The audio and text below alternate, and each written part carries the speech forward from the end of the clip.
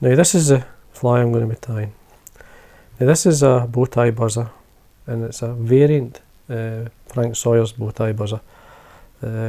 Basically, the main difference is the bow tie is tied onto the hook and rather on a slip knot. If you ever get Frank Sawyer's book, The Nymph and the Trout, you'll see the dressings in the book. That will basically show you how he ties it, but this is a variant. There's one I tie. Well, other than that, it's the same fly. So, but anyway, this is tied with a natural. Just getting it set up with a hook. Tied with a natural pheasant tail, but you can tie it with any colour. Black's great, obviously. Great for midge pupa. As much as the brown and olives and so on. Now the hook choice is up to yourself. Main two sizes I would use would be 12s and 14s. This is a fully mill. It's the all-purpose medium. It's a nice hook. It's a lovely hook to use. And it's a nice light but strong wire. Now just run the wax through the thread. Now the thread I'm using to tie the fly is the rusty brown in 8/0. Now Frank tied it with the copper wire, but I'm using thread. So we start at the eye, and we come down about a quarter of the way and then remove the waist. And the way down I'm going to tie in the side, my side of the hook, an extra small copper wire. So I'm going to catch this in the way down. This helps to keep it thin, and tying something in the way down makes, and I like to do that a lot.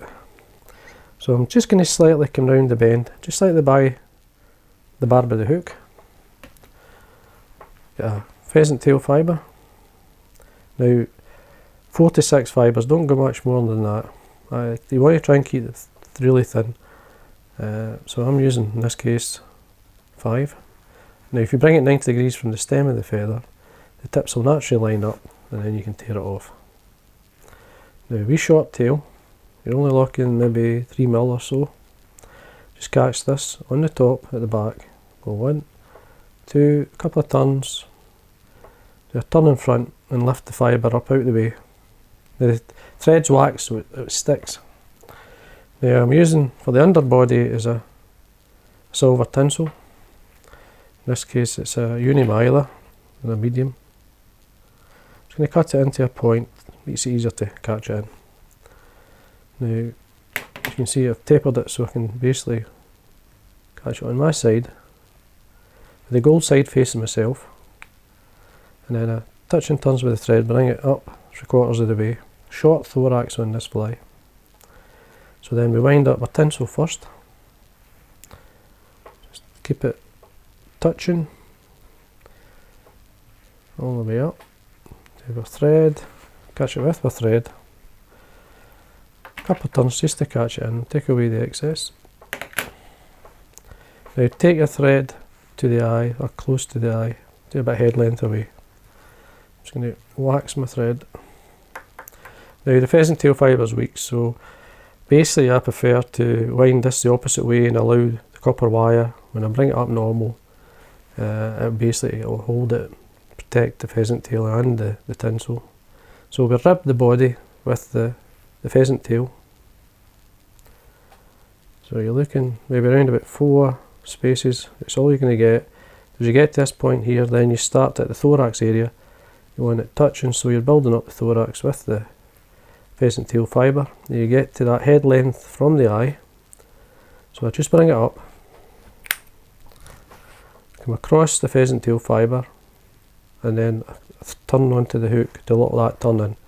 Just because you're winding the thread towards yourself, you've got to do that. Oh sorry, the pheasant tail. When you wind it towards yourself, you're basically, when you wrap your thread the normal way, it's going to unravel it, so you have to lock the turn in. Now you need these fibres, don't cut them away. They're going to be your thorax cover. So then we bring our wire up, ribbon the pheasant tail fibre and the underbody and the tinsel. Now as you get to the beginning of the thorax, you basically bring it over on top, you catch it in like you were just ribbing the fly, just carry on up, do a turn at the head, catch in with the thread, and then hold the thread tight and bend away, break away the wire. Now you're looking maybe 3 or 4 turns. Now to form the the bow tie type fibre in the head, which represents the gills. I've just got a piece of white wool. Just going to wax my thread here. And we just figure 8 this through, so we catch on the top and figure 8 this on top. There's 1, 2, there's plenty, enough to hold it. And then what we're going to do is the pheasant tail fibre I'm going to bring between these, just helps separate them. And I'm going to catch these on top, these fibres, make sure they're tight, a couple of turns. You can fold them back and then just build up the head with the thread, just ignoring everything at this point. Don't mind the head on the buzzer, it gives it the proper shape. There we are. Keep the thread tight, ignore everything at this point. Just make sure you tie or whip finish. Then we can trim away with thread, trim away with pheasant tail fibre. Just try and show you can see what I'm doing.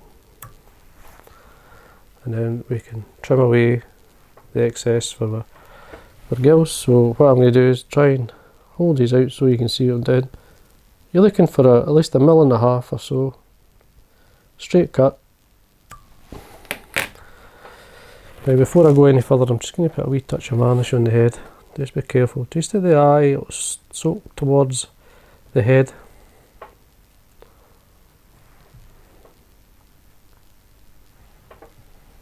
Wee fibre there on, you can take that away. That's fine. Now just use I'm using a piece of wire here to clear out the eye.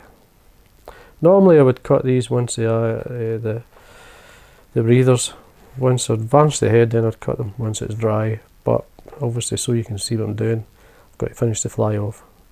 Now I'm just going to press on these just slightly to open them out, the fibres. And there we are. As I say, it is a variant of Frank's fly, and as I say, it's simple to tie and you'll enjoy fishing these flies, they work extremely well.